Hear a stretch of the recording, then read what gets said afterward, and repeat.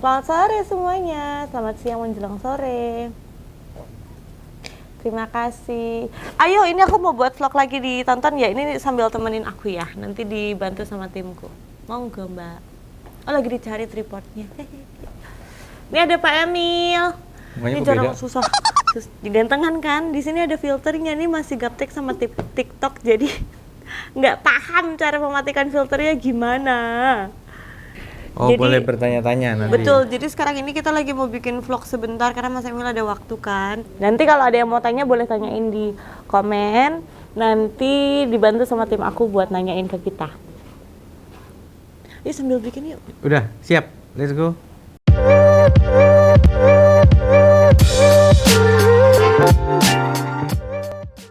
Sayang, jangan terlalu mojok gitu, kesannya kamu tertindas. Ayo di sini. Ya?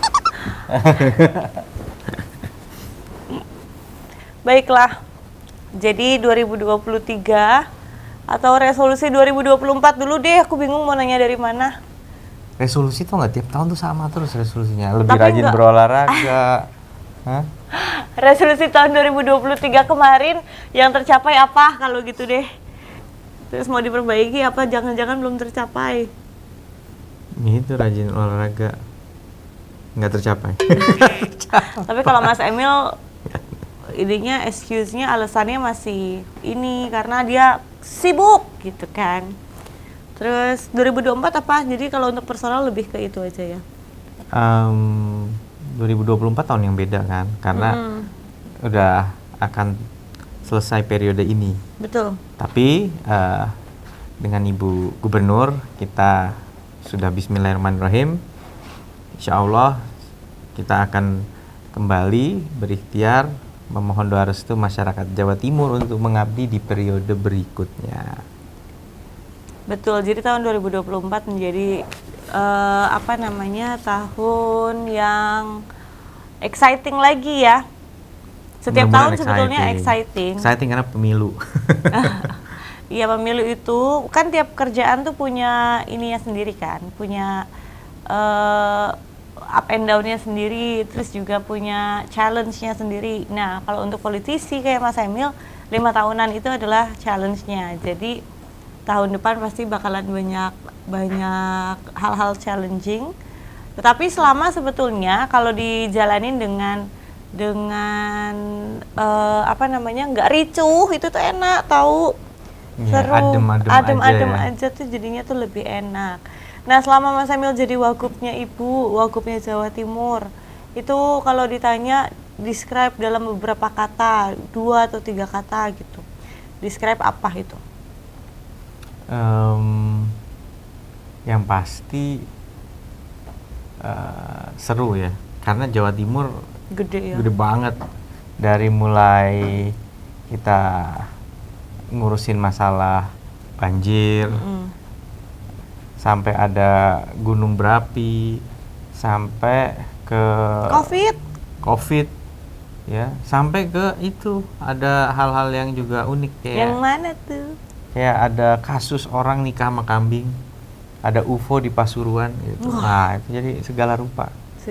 Jadi pekerjaan ini pernah kebayang nggak dulu waktu Mas Emil belum terjun ke politik sama sekali, ngebayangin pejabat daerah gitu kan pasti kayaknya yang diurusin jalan misalnya, yang diurusin regulasi gitu. Iya, nggak hanya itu ternyata pernah kebayang ngurusin kambing. Ya, tapi bedanya memang kalau jadi wakil gubernur atau gubernur, kita nggak langsung ujuk-ujuk intervensi ya, karena kan setiap kabupaten kota punya bupatinya, punya wali kota. Jadi kalau misalnya kita dikit-dikitin nggak jalan sistemnya gitu. Tapi kita komunikasi sama mereka gitu, dari mulai warga Malang komplain soal air, komplain soal one way kayak gitu-gitu kan, ya keputusannya nggak sepenuhnya di kita, tapi kita buka ruang supaya aspirasinya nggak mandek gitu loh. Jadi kita ajak ngomong wali kotanya, kita ajak ngomong bupatinya gitu, supaya masalahnya bisa ditanganin bareng-bareng.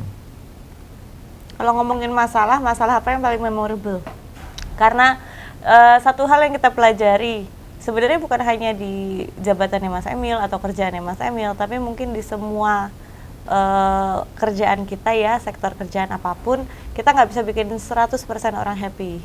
Iya, bahkan kadang-kadang bisa juga ada miskomnya juga. Jadi waktu itu kan tiba-tiba antara Malang kabupaten sama kota. Airnya kan ada di Kabupaten Malang tuh sumber airnya.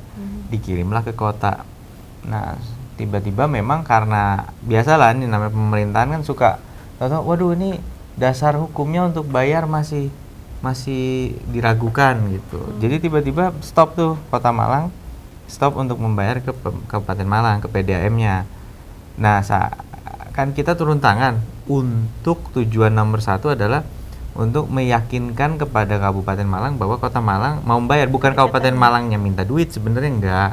Kabupaten Malang sebenarnya bukan duit yang penting gitu, tapi mereka ingin bahwa ada manfaat untuk wilayah Malang gitu ya dari kerjasama ini, karena kan akhirnya di Kota Malang kan juga dijual ke pelanggan gitu. Nah, nggak taunya kita minta tolong dibuka dulu airnya, jangan sampai warga Kota Malang nggak punya air. Iya. Karena basic needs. Sempat di demo dibilang bahwa Emil Dardak intervensi, nggak belain. Duh, kebalik. Padahal kita justru belain Kabupaten Malang dengan minta Kota Malang pokoknya harus cari cara bayar, tapi akhirnya dibuka dulu gitu. Jadi, tapi ternyata setelah diajak ngobrol sama anak-anak muda di sana, mereka juga open minded banget, terus ya ada solusinya sih. Habis itu kita ngerancang sebuah kesepakatan bareng-bareng untuk bisa deal gitu loh antara Kabupaten Malang sama Kota Malang. Gitu. Jadi suka di sini potensi kan miskom ya kadang-kadang. Di mata kabupaten ini bukan soal duitnya gitu, malah kalau mau ambil aja airnya tapi tidak boleh 1 rupiah pun ditagih. Tapi kan kalau Kota Malang ujuk-ujuk melakukan itu juga nanti ada beberapa tanggung jawab keuangan negara yang dilanggar kalau dia main hilangin. Nah ini contoh-contoh suka duka tuh gitu. Kayak gitu. Tadi tuh aku mau nanya apa, aku lupa. Oh iya, itu kepala daerah itu nggak boleh baperan. Iya betul. Ya kan? Nah itu kiat-kiatnya gimana? Kamu pernah ada momen kayak kepancing nggak sih? Dan harus belajar untuk nggak take credit for ourselves gitu. Jadi maksudnya ketika kita kerja, kita paham betul memang niat kita kerja kan mengabdi ke masyarakat dan itu part of our job. Kita yang di belakang dan di sampingnya Mas Emil kan tahu seberapa besar dan juga waktu yang diluangkan, tenaga yang diluangkan untuk ini. Tapi kadang-kadang itu kita juga harus tahu bahwa kita nggak bisa. Karena godaan untuk take the credit ya, kayak oh itu tuh aku yang ini, itu aku yang ini gitu.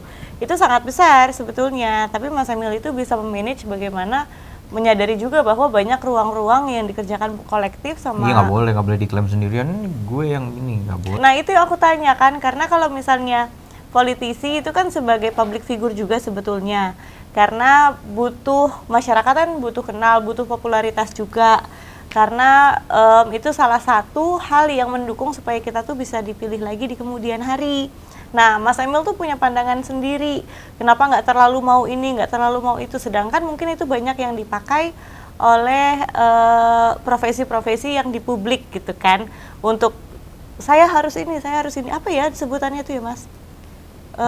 Not only take the credit, tapi juga ya diklaim. Ya diklaim gitu loh, karena itu kan buat ini portfolioku di ini gitu loh supaya kelihatan. Nah kalau Mas Emil punya pandangan sendiri gitu loh. Iya karena nggak ada satupun hal yang bisa dikerjain sendirian, bahkan kalau kita punya jabatan gitu. Iya. Semuanya harus ngelibatin stakeholder. Tapi nggak takut kalah kayak populer. Contoh gini, misalnya provinsi gitu. Ini soalnya banyak yang ada kota, ada kabupaten, ya kan? Semuanya harus berperan gitu. Kalau misalnya semua diklaim sama kita, nanti kota kabupatennya kan juga ditinggalin gitu loh. Padahal mereka juga berperan. Jadi kayak apa? Ya banyak semua punya andil gitu loh di dalam proses itu. Jadi itu dia kuncinya, nggak ada satupun project yang sebetulnya dikerjakan sendiri, kerjanya kolektif. Tapi kemudian kan banyak yang nanya gitu, atau mungkin untuk yang ini, kalau kayak gitu terus strateginya nggak takut kalah populer, Bapak? Ya, yang penting gini lah, kalah populer itu urusan lain ya. Tapi kalau kerjaan jadi mandek karena orang nggak bisa, chemistry-nya nggak bisa terbangun, nggak nyaman kerja bareng, yang rugi masyarakat. Jadi kita bismillah aja, apapun hasil kerjaannya akan jadi catatan positif lah buat kita gitu. Karena dulu sebelum masuk politik tuh udah biasa kerja di corporate ya, di World Bank, di BUMN yang ya kita memang udah punya role sendiri-sendiri gitu, nggak boleh klaim-klaiman tempatnya orang gitu, karena Kalau kayak gitu bisa berantakan. Ibaratnya mesin busi nggak boleh ngeklaim kerjaannya lampu, nggak boleh ngeklaim kerjaannya gearbox gitu kan, berantakan tuh kan gitu. Semua ada tempatnya, semua ada fungsinya. Jadi ya harapannya sebenarnya masyarakat lambat laun gitu akan juga aware gitu bahwa nggak ada namanya kerjaan tuh jasanya satu orang gitu. Tuh kan makanya aku cinta sama bapak yang ini tuh gitu. Kok kamu agak jijik gitu ngeliat aku? Ini dari yang live ada yang nanya nggak? Tuh lagi dicatat ya? Sebelum pindah ke topik lain ini. Biar lebih interaktif. Langsung interaktif aja ya. Iya, betul. Tips menjadi pasangan yang harmonis dan sabar menghadapi suami yang usianya lebih tua daripada kita. Itu untuk aku dong. Oh, ya Kak, ada tuh pertanyaannya. Biasanya ditanya kebalik kok jadi begitu ya? Ditanyanya itu, kita punya sabarnya masing-masing tau Mas. Jadi biasanya, dan itu yang sangat gampang dinilai adalah Mas Emil yang lebih sabar menghadapi bocil. Jadi punya istri yang 10 tahun lebih muda. Kalau rumah tangga itu kan nggak pernah ada yang berat sebelah ya, dua-duanya punya porsinya masing-masing. Nah aku juga harus sabar gitu ya, punya suami yang serius banget gitu. Jadi diajak senang-senang kadang-kadang tuh susah gitu kan. Cuman roaming dulu gitu ya, ngelek dulu gitu. Dari lagu ntar kita suka gini, senang-senang versinya aku sama Mas Emil tuh beda gitu.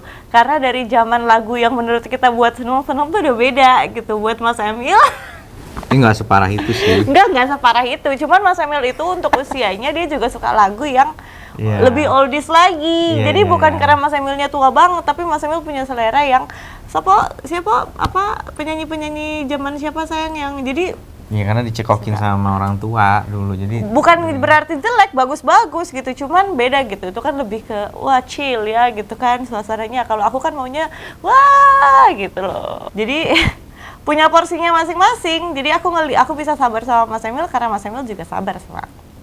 Apa yang paling berkesan selama menemani Pak Emil menjadi wakil gubernur?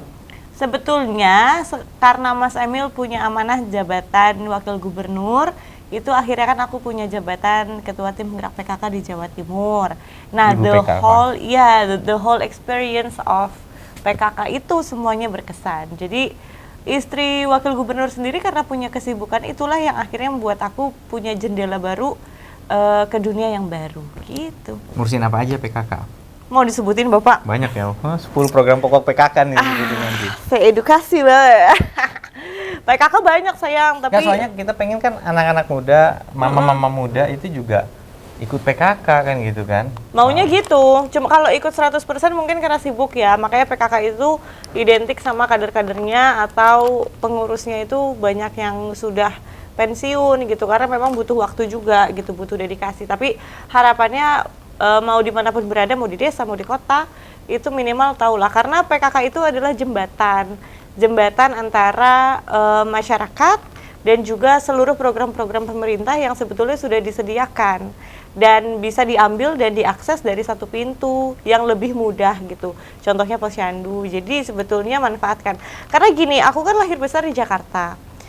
Exposure aku terhadap Posyandu tuh nggak terlalu besar gitu. Waktu pas punya anak juga nggak langsung mikir kalau imunisasi itu ke Posyandu gitu, enggak. Jadi imunisasi langsung ke dokter anak yang waktu itu nemenin aku lahiran gitu kan. Nah, pas sudah kenal PKK baru tahu, oh ternyata fasilitas itu semua sudah disiapin sama negara gitu. Dan yang lucu, si Ocha ada sepupuku kan, dia mungkin PKK tempatnya dia tuh bagus, jadi dia tuh disamperin sama kader Posyandu daerahnya untuk database kan, oh ada yang hamil kemudian anaknya sudah lahir, kemudian disaranin, Bu coba sekali-sekali datang ke Posyandu, kan dekat, tinggal jalan kaki. Waktu itu kebetulan pas Posyandu, harinya Posyandu, datang dan anaknya dapat imunisasi. Di situ dia baru tahu, ternyata imunisasi itu gratis, imunisasi dasar gitu ya, itu ternyata gratis. Kemudian ibunya juga banyak komunitas yang kemudian diberikan edukasi, itu disebutnya BKB, Bina Keluarga Balita. Waktu itu yang kita sama UNICEF, measles rubella ya. Nah itu udah gerakan tuh harus kita target. Alhamdulillah, hampir 100%. Di atas 95% maksudku. Itu measles sama rubella, jadi vaksinasi seluruh Jawa Timur yang jumlah penduduknya ada 40 juta. Jadi bayangkan jumlah anaknya juga ada berapa itu kan, jadi 98% kalau nggak salah, itu besar sekali. Gitu deh. Tavia. Ya, Mbak Tips Eva. hubungan yang harmonis karena saya OTW nikah, Bu. Wah, selamat ya Mbak Selamat. Okta.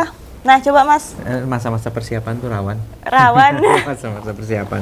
Ada nggak dari Mas Emil dulu? Tidak boleh terburu-buru menyimpulkan. Apanya yang disimpulkan? Apapun, masalah apapun. Tabayun. Rendahkan ekspektasi, Mbak. Karena ini Bukan untuk mematahkan ekspektasi rendah.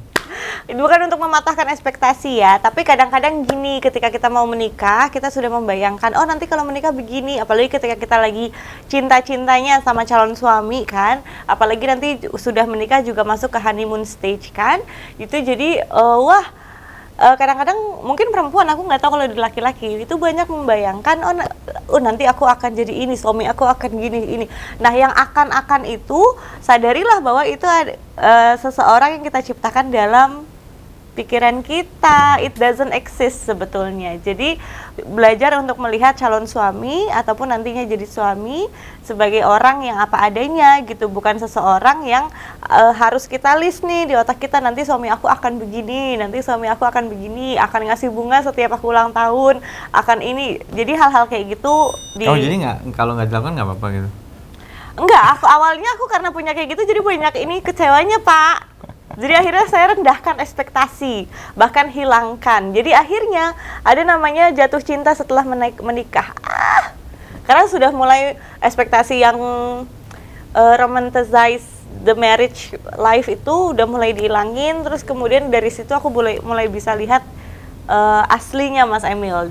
Karena love language-nya beda, karena ininya beda. Jadi akhirnya kita bisa lebih menghargai, buat Mas Emil untuk ngelakuin ini itu udah tanda sayangnya ke aku gitu loh. Jadi Mas Emil tidak harus melakukan sesuatu yang ada di standarku gitu loh.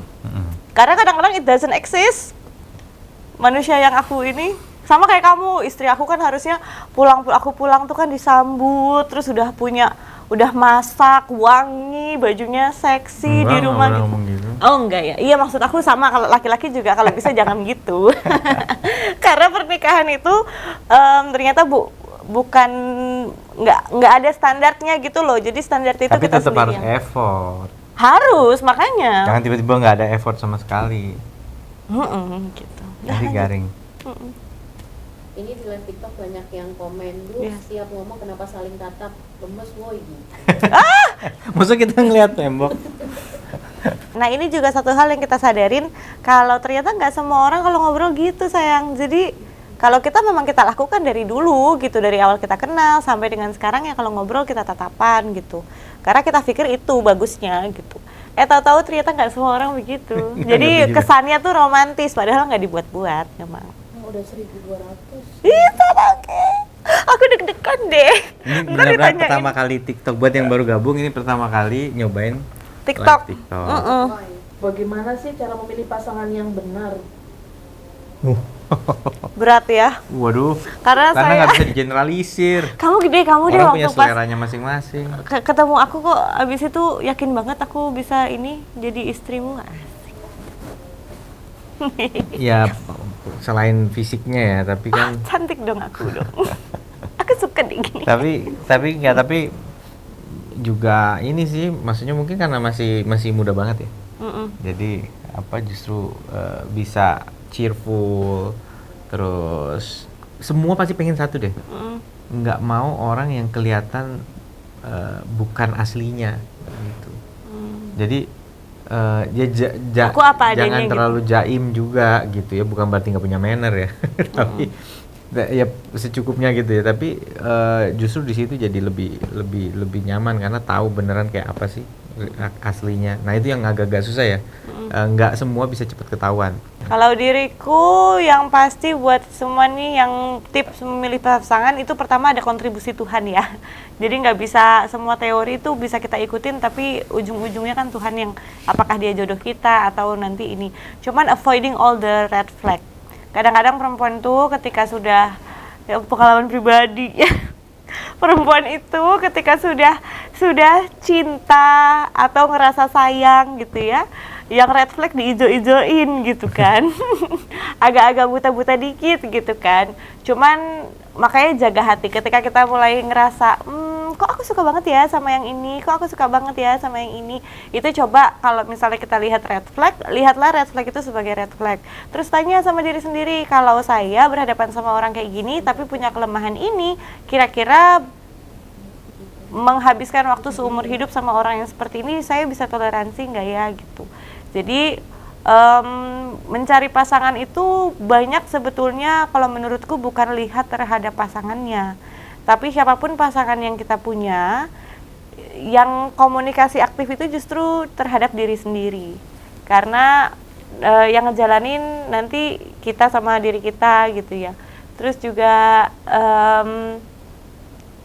toleransi kita, terus pengorbanan kita sampai mana yang kita mau berikan gitu. Apalagi perempuan, biasanya perempuan itu banyak mikir bahwa tuntutan sosial terhadap perempuan itu lebih tinggi gitu. Jadi akhirnya itu. Jadi komunikasi terhadap diri sendiri. Kita mau dapat pasangan seperti apa, lebih baik kita benahi diri sendiri dulu gitu loh. Kita pahami dan kenali diri sendiri dulu, baru kita akan tahu kriteria laki-laki yang seperti apa yang kita jadikan pendamping kita.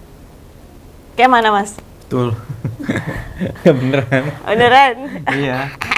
Ya cuman ya itu sih masalahnya, kan banyak yang bilang kalau udah nikah itu beda gitu. Ada juga yang menganut ta'aruf kan gitu Iya, ya. betul. Jadi kita juga nggak bisa mengeneralisir. Loh, ta'aruf itu sebenarnya Jadi kita berdoa dan ya bisa dilihat lah sebenarnya ada juga testimoni dari orang-orang yang kenal kesehariannya kayak apa, bagaimana dia memperlakukan orang lain. Bagaimana dia memperlakukan teman-temannya, keluarganya, itu juga cerminan sih. betul, Gitu. cerminan. Cara dia bersikap ke keluarga, cara dia respect ke orang tua, itu kayaknya juga jadi tolak ukur deh.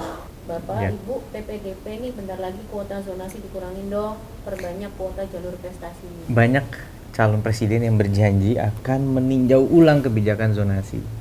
Dan itu saya setuju. Ya, karena gimana? Maksud gara-gara Google Map kalah. Satu, kursi sekolah negeri terbatas. Betul. Maka kalau nggak diterima sekolah negeri, dia harus ke sekolah swasta. Itu. Akhirnya banyak banget yang kemudian dia ke sekolah swasta kebingungan biaya. Walaupun juga Bu Gubernur dan kita ya bareng-bareng kita buat program untuk juga mensubsidi sekolah swasta. Tapi ya nggak bisa signifikan juga kan pasti gitu. Nah, ya kemudian menentukan siapa yang boleh duduk di sekolah negeri, kalau bukan berdasarkan nilai, apa yang paling adil? Betul. Maksud jarak, ya kan? Bahkan sekarang Pak Jokowi juga sedang mereview kebijakan zonasi, gitu. Jadi buat silahkan dikencengin, mumpung gunakan momen politik ini untuk menyuarakan. Betul, apa yang Ayo, mau disuarakan. pokoknya siapapun harus, kalau perlu sebelum ganti presiden juga direview lagi kebijakan zonasi itu. Apalagi itu tadi, orang dari setahun sebelumnya udah numpang kakaknya siapa, ya kan? Jadi nggak masuk akal SMP-nya di sini seakan-akan dia tiap hari 1,5 jam dari rumah ke SMP-nya. Ya karena apa? Karena dia demi di kakaknya itu dia udah ada di situ sejak lebih dari setahun. Kan kasihan yang bener-bener tinggal deket juga tersisih karena begini-begini. Jadi saya setuju. Tadi siapa tuh yang ngomong tapi ya? Ibu Wiwi. Ibu Wiwi, kita perjuangan terus. Kalau ketemu teman kantor yang julid harus gimana? Pertama harus punya support system. Iya. Ya, jadi maksudnya memang ya namanya nyari nafkah tuh kadang-kadang ya cobaannya sulit ya. Gitu. Di politik juga orang di depan sama di belakang banyak yang beda gitu. Kita kaget gitu, bahkan kok bisa sih dia ternyata begitu di belakang dan terkonfirmasi gitu ngomong. Cuman ya jangan baper pertama ya maksudnya. Tapi itu politik, nggak tahu di kantornya. Cuman support system yang paling penting gitu. Jadi harus punya support system, sahabat yang memang bisa dicurhatin, keluarga yang juga bisa diajak curhat gitu. Jadi itu yang penting banget gitu, karena itu bisa mengobati, sangat mengobati. Karena kita nggak bisa sih yang ngerubah orang gitu. Nah yang kedua juga memang ya udah gitu, bahwa itu memang bagian dari ekosistem. Ya dikuat-kuatin gitu dan dikelola, karena biasanya ada yang udah frontal, ada yang nggak frontal banget gitu. Jadi jangan berekspektasi terlalu banyak ya kadang-kadang di kantor gitu, bahwa ya udah gitu, namanya di kantor ada orang ngerasa saling bersaing juga, ya itulah hidup gitu. Carilah teman sejati di teman-teman yang sebenarnya gitu. Kalau aku sih itu coba kontrol apa yang kita bisa kontrol. Kita nggak bisa kontrol mulut orang, pikiran orang, dan pandangan orang terhadap kita. Tapi kita yang tahu dan kita yang filter dan juga kelola apa yang mau kita terima dan tidak kita terima. Yang penting jangan bales, karena kalau bales itu hanya kayak kasih bensin ke api. Biar gitu. Kalau menurutku sih gitu. Walaupun lebih gampang diucapkan daripada dilakukan ya, tapi kalau minimal tujuan kita untuk punya base mainnya begitu kayaknya lebih gampang gitu. Tapi sekali lagi tadi, number one support system, kedua pilah-pilah, nggak semua yang mereka keluhin harus kemudian kita turutin. Karena kan kita bisa bedain yang mana yang kritik, mana yang julid. Memilih menjadi menteri atau gubernur, alasannya kenapa Pak? Sekarang yang sudah tadi ini sudah diikhtiarkan, semalam juga di doa bersama Bu Gubernur sudah menggelar restu. Insya Allah Bu Khofifah masih bersemangat untuk mengabdi di Jawa Timur 5 tahun lagi. Jadi saya juga diajak untuk kita sama-sama bagaimana kalau kita sama-sama melanjutkan duet kepemimpinan di Jawa Timur. Jadi itu yang bisa saya sampaikan sekarang gitu. Karena ya bingung ya milih, pertama menteri tergantung presiden mau apaan gitu kan. Itu tugas dari presiden gitu untuk dipercaya jadi menteri. Kalau gubernur langsung harus mengikuti pemilihan kan gitu. Jadi memang dua hal yang beda. Kalau saya sih sebenarnya mengalir karena kalau udah terlanjur sayang istilahnya udah bener-bener bagian dari keseharian itu ya ini bisa ngurusin segala urusannya masyarakat di Jawa Timur ya pasti hati ada beratnya lah untuk tinggalin itu kan, kita pengen juga karena bukan cuman sebagai kerjaan sih, ini kan bagian dari kehidupan nih udah nih ngabdi di Pemprov. Betul. Kalau melihat kegiatannya Ibu dan Bapak Wagub kan banyak banget, berasa capek atau excited? Banyak capeknya atau excited? Kalau Ya, capek nggak mungkin dibohongin, ada capeknya karena memang kan apalagi Mas Emil ya itu wilayah kerjanya yang secara fisik itu harus datang ke jauh-jauh tempat gitu kan, itu kan makan waktu, makan tenaga. Jadi kalau secara fisik Lama di jalan ya. lama di jalan gitu. Tapi karena excited jadi Kadang-kadang kan seneng. apa juga tanya kenapa pakai patwal gitu. Kalau nggak pakai patwal kita banyak yang kecewa tuh karena undangan sehari bisa berapa biji, satu kadang di Bojonegoro, satunya lagi di Malang gitu. Ya ya itu, tapi ya mudah-mudahan tidak mengganggu lalu lintas ya, kita juga ada etikanya ya. Iya, Patwal itu ada hal-hal yang dia punya juga nggak etika. boleh langgar supaya pengguna jalan juga tetap merasa nyaman gitu. Tapi ya sepurane nih kalau bahasa Jawanya. Sepurane, Tapi ya pasti. tujuannya murni untuk itu. Mas Emil dalam manajemen leadership Hmm. punya Wih, berat juga orang pertanyaannya. yang contoh Ayo dong. Mas Emil dalam manajemen leadership. Iya. Pasti ada sih, kita pernah kalau kita pengalaman kerja, kita dulu punya bos. Gitu, saya pernah punya bos di World Bank, juga saya pernah kerja di perusahaan consulting gitu ya. Dan mereka punya kelebihannya sendiri yang stylenya saya pakai gitu. Jadi salah satunya kita harus antara leadership tapi juga cara kerja ya, itu blending banget jadi satu gitu. Contoh nih, misalnya yang paling sering terjadi kan molor nih, sesuatu molor kayak kita lagi ngelola proyek-proyek besar. Nah itu tuh biasa tuh, jadi kalau misalnya kita udah tahu, oh ini tahap 1 ke tahap 2 butuh waktu 3 minggu. Dan yang ngelakuin orang lain nih biasanya kan nggak sendirian.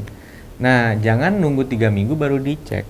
Sebelum 3 minggu katakanlah H-3, H-5, cek progresnya gitu. Jadi tahu, kadang-kadang boro-boro ngecek kelas 3 minggu, pas sudah lewat baru inget, oh iya nih. Nah jadi itu satu. Yang kedua, sering banget kita ya udah disuruh A gitu, kayak jalannya ke situ gitu. Padahal misalnya dulu saya disuruh bawa surat gitu ya, diskusi sama kantor ini gitu. Nah sampai sana Bapak akan ngelakuin ini, iya udah pulang, cuman bilang iya Pak, katanya mereka akan ngelakuin. Itu nggak cukup gitu, harusnya kita diskusi, ngobrol, tanya rencananya gimana. Tentunya jangan kelihatannya kita nginterogasi gitu ya. Nah, terus ya cari tahu Pak, ada nggak yang bisa saya bantu untuk membuat tahapan ini jadi lebih ringan, lebih mudah buat Bapak. Nah itu kan dia akan open gitu.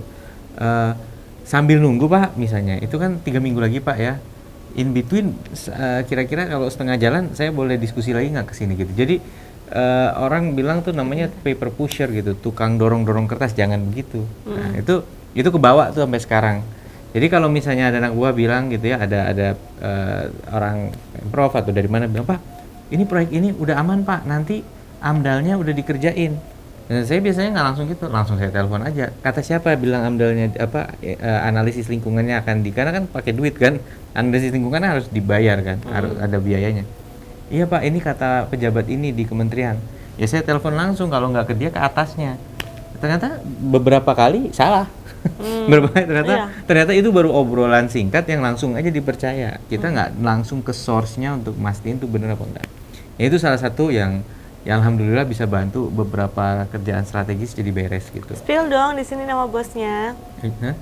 Oh iya, ada bosku di World Bank namanya Migara Jayawardena, terus di advisory ada Rajkanan itu dua. Terus di penjaminan infrastruktur dulu ada Bu Cynthia Rusli, Pak Yadi, Pak Arman, banyak kan. Terus dulu juga ada Bu Emma sekarang di Pertamina tuh, dia dulu di SMI waktu aku jadi PLT di rootnya IIF, Indonesia Infrastructure Finance. Halo, semoga masih keren-keren, masih sukses-sukses semua. Tuh. Iya, bener. Masih pada top-top semua. Ini karena kita azan, kita break dulu ya. Thank you dulu, so much. Terima kasih.